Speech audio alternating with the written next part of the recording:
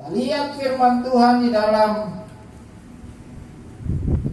Markus pasal yang ke-16.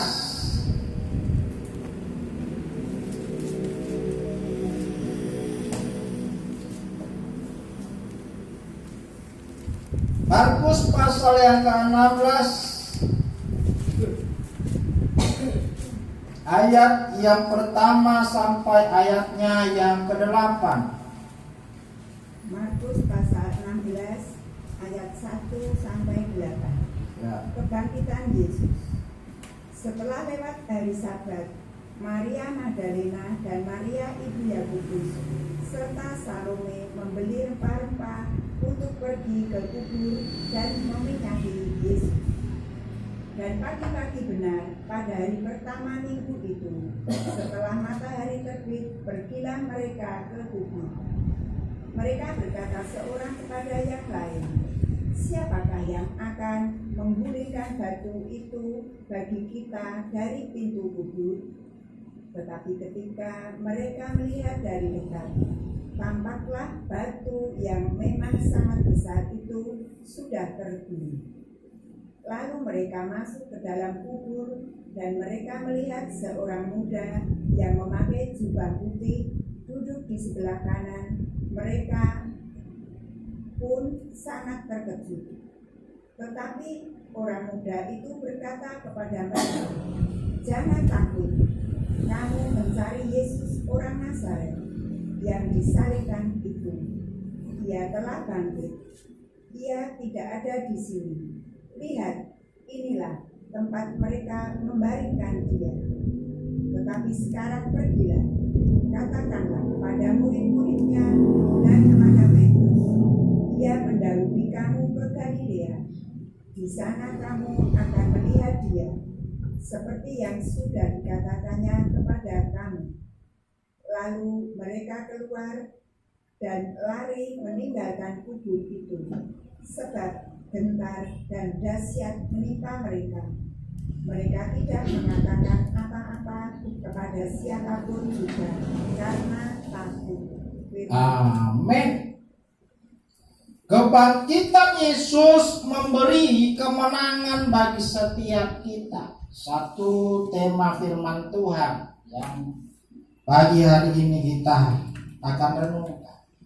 Bapak Ibu Saudara yang dikasihi Tuhan, kita melihat di ayat yang pertama tadi dikatakan setelah lewat hari Sabat, Maria Magdalena dan Maria ibu Yakobus serta Salome membeli rempah-rempah untuk pergi ke kubur dan meminyaki Yesus. Kita lihat bahwa pada zaman Tuhan Yesus, kaum perempuan itu adalah bisa dikatakan kaum orang yang terpinggirkan. Secara status, kedudukan mereka tidak terlalu dipandang pada waktu itu. Bahkan pada zaman Taurat pun demikian. Sampai pada zaman Yesus. Tetapi kita melihat bahwa perempuan-perempuan ini sangat-sangat penting di dalam pelayanan Yesus. Dia selalu disertai oleh perempuan-perempuan dalam pelayanannya. Bahkan mengambil hal-hal yang terpenting, perbuatan-perbuatan penting di dalam pelayanan Yesus. Salah satu contoh, Yesus diurapi oleh seorang perempuan. Bahkan pada saat Yesus menapahi jalan ke Golgota, Yesus, perempuan-perempuan ini pun juga mengikut Yesus. Salah satu perkataan Yesus kepada perempuan-perempuan itu, "Jangan tangis ya, hai ibu, tangisilah dirimu." Sampai pada penyaliban Yesus juga ada perempuan-perempuan di situ yang menyaksikan apa yang dialami oleh Yesus, segala sengsara, penderitaan. Perempuan-perempuan ini melihat kejadian itu. Demikian juga pada saat jenazah Yesus, mayat Yesus diturunkan dari salib, juga perempuan-perempuan menyaksikan hal itu. Artinya apa Bapak Ibu? Bahwa perempuan-perempuan ini walaupun tidak memiliki kedudukan terpenting pada waktu itu, tetapi kesempatan itu digunakan untuk selalu mencari Yesus. Kesempatan itu mereka tidak sia-siakan, tetapi kesempatan itu dia maksimalkan untuk terus mengikuti Yesus. Karena kaum laki-laki pada waktu itu memang dicari-cari, tetapi kaum perempuan pada waktu itu dia tidak boleh dikatakan tidak termasuk orang yang harus dibunuh pada waktu itu. Dia tidak termasuk orang-orang yang harus disingkirkan pada waktu itu. Sehingga ketika murid-murid Yesus menyaksikan penangkapan Yesus, bahkan ketika murid Yesus yaitu Petrus ditanya oleh salah seorang yang mengikuti Yesus, "Kamu adalah seorang murid Yesus?" Dia katakan, "Aku tidak mengenal Yesus. Aku bukan muridnya." Karena mereka juga dicari, mereka juga ketakutan. Tetapi perempuan-perempuan ini karena tidak termasuk orang yang harus dibinasakan, mereka tetap mengikuti Yesus, memiliki waktu yang longgar. Nah, waktu yang ada itu tidak ia gunakan untuk sesuatu yang kemudian untuk dirinya sendiri, tetapi waktu yang ada itu, kesempatan yang luar biasa itu digunakan untuk mencari Yesus. Dia manfaatkan waktu kesempatan yang longgar itu untuk mencari Yesus, untuk selalu bersama-sama dengan Yesus dalam keadaan apapun. Saat Yesus melayani, dia ada di sana. Saat Yesus mampu melakukan kuasa-kuasa yang luar biasa, dia ada di sana. Saat Yesus pun tidak melakukan sesuatu, dia selalu ada di sana. Boleh dikata ada mujizat, tidak ada mujizat, yang penting aku ikut Yesus. Yang penting aku ada kesempatan untuk selalu hidup, selalu bersama-sama dengan Yesus. Dalam kehidupan kita sebagai orang percaya, kadang dalam kehidupan kita enggak seperti itu.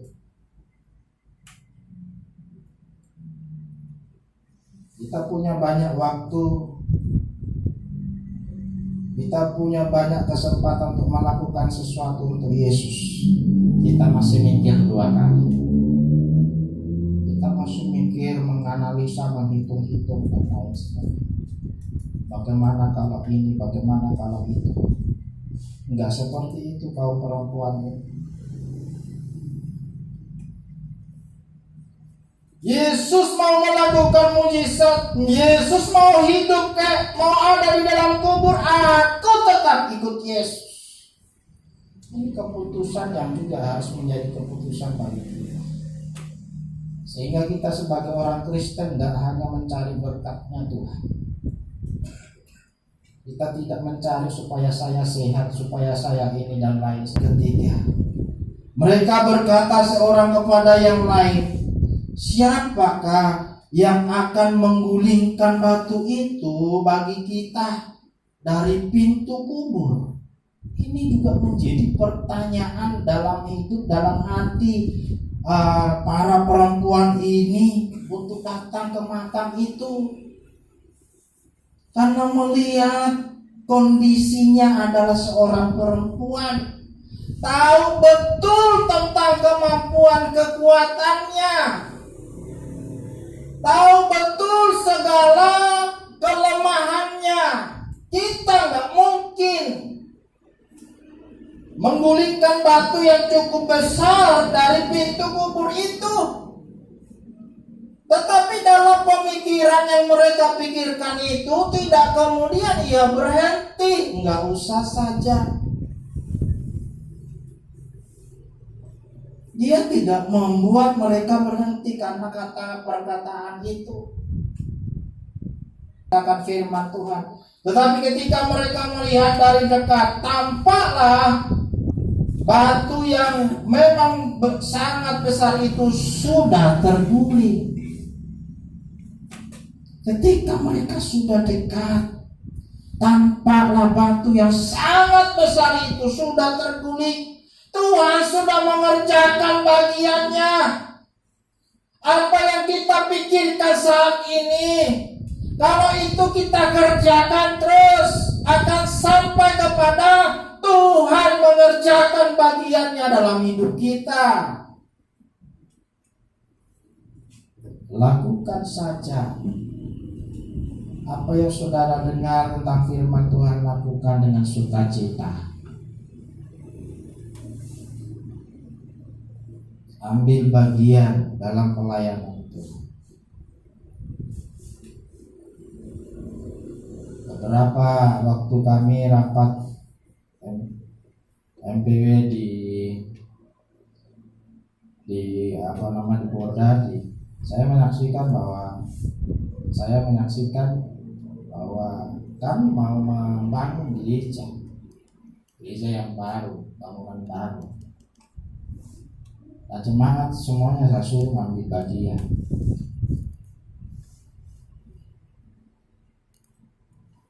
Karena memang itu sesuai dengan firman Tuhan. Ketika selalu mau membangun bait Allah, mereka harus menggerakkan umat Israel. Datang ke kubur itu dengan harapan Yesus bangkit, karena mereka belum ngerti apakah Yesus akan bangkit. Mereka nggak tahu. Walaupun Yesus sudah berkali-kali menyampaikan bahwa aku akan mati dalam waktu 3 hari, aku akan bangkit, tapi murid-muridnya itu nggak paham. Firman Tuhan yang disampaikan oleh Yesus berkali-kali pada waktu hidup, dia nggak paham. Karena memang hal itu belum pernah terjadi. Namanya orang udah mati ya mati. Nggak mungkin ada kebangkitan kalau nggak ada yang membangkitkan. Memang terjadi pada Lazarus, tetapi Lazarus nggak bangkit sendiri. Dia harus mendengar Yesus. Hai Lazarus, keluar Lazarus. Tapi Yesus, bagaimana siapa mau membangkitkan Yesus? Ya. Lalu mereka masuk ke dalam kubur dan mereka melihat seorang muda yang memakai jubah putih duduk di sebelah kanan. Mereka pun sangat terkejut. Tetapi orang muda itu berkata kepada mereka, "Jangan takut kamu mencari Yesus orang Nazaret yang disalibkan itu. Ia telah bangkit. Dia tidak ada di sini. Lihat, inilah tempat mereka membaringkan dia." Sesuatu yang akan kita terus mau berjalan mencari Tuhan. Bukan karena sesuatu, tetapi karena kita mengasihi Tuhan. Bukan supaya kita mendapatkan sesuatu, tetapi supaya kita berbuat yang terbaik untuk Tuhan. Memuliakan Tuhan dengan segenap hati. Saat kita memuji Tuhan, temukan Tuhan dalam pujian. Saat kamu menyembah Tuhan, temukan Tuhan dalam saat kamu menyembah. Saat kamu menolong orang, temukanlah kasih Tuhan di dalam perbuatanmu. Saat kamu memberilah dan temukanlah kasih Tuhan di dalam kehidupan, supaya kamu tidak merasa dirugikan.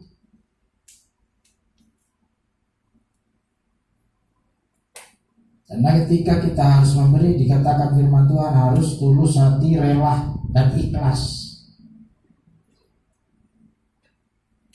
sehingga apa yang kita berikan betul-betul kita dapatkan kembali. Apapun, baik itu waktu kita, tenaga kita, pemikiran kita, yakinlah Tuhan itu penolong, dan Tuhan tidak pernah membuat kita itu sia-sia di dalam mengiring Tuhan. Di dalam Roma pasal ke-6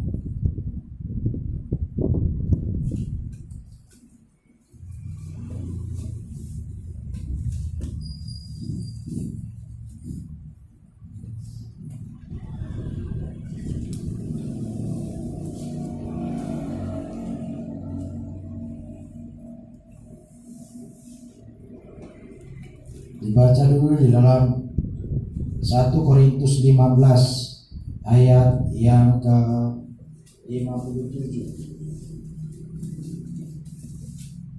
sampai 58.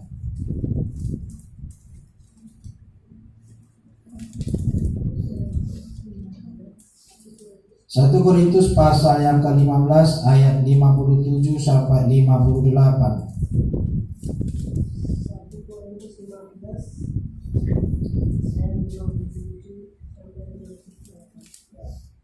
Tapi syukur kepada Allah yang telah memberikan kepada kita kemenangan melalui Yesus Kristus Tuhan kita. Karena itu saudara-saudara yang terkasih, berdirilah teguh, jangan goyah, dan giatlah selalu dalam pekerjaan Tuhan. Sebab kamu tahu bahwa dalam persekutuan dengan Tuhan jerih payah dan tidak sia-sia. Amin. Alkitab jelas mengatakan, giatlah selalu di dalam pekerjaan Tuhan, sebab kamu tahu bahwa dalam persekutuan dengan Tuhan jerih payahmu tidak sia-sia. Tuhan tidak akan Tuhan itu tidak akan mengambil merugikan setiap kita. Tuhan itu tidak akan mengambil keuntungan daripada kita. Tetapi apa yang kita lakukan untuk Tuhan, selalu giat di dalam Tuhan, selalu giat di dalam pekerjaan Tuhan, memulai sesuatu. Bahkan kemarin, kembali lagi saya katakan, karena memang pertemuan wilayah kami hari ini merupakan pertemuan terakhir dari khususnya pengurus baru, karena pengurus lama harus ada pergantian pengurus, sehingga kemarin ada laporan dari selama kegiatan 3 tahun, termasuk di dalam bantuan-bantuan yang diberikan oleh pusat dilaporkan. Dan saya tuh heran kok, hampir hamba-hamba Tuhan itu ternyata semuanya mengajukan ke pusat minta motor, padahal mereka bisa beli mobil, kok minta motor ke pusat. Saya pikir kenapa ya? Nah, saya itu ditawari saja saya nggak mau. Saya orangnya memang nggak mau kayak begitu. Saya tuh ditawari majukan motor enggak. Selagi saya masih bisa, saya pasti bisa. Mental saya harus saya ubah. Ketika ada gempa di Sulawesi dulu, itu dari alumni kami di Jogja kemudian menawarkan bantuan, termasuk saya orang yang mau dibantu. Saya katakan saya tidak. Walaupun waktu itu teman-teman yang dimana, saya butuh bantuan. Padahal waktu itu adik saya itu melahirkan di halaman rumah sakit. Waktu gempa di Mamuju, mungkin Bapak Ibu tahu, belum lama. Adik saya itu waktu habis lahirin kemudian masuk rumah sakit dan melahirkan di tenda di samping rumah sakit. Kemudian ditawarin ini ada bantuan dari alumni saya katakan buat yang lain saja.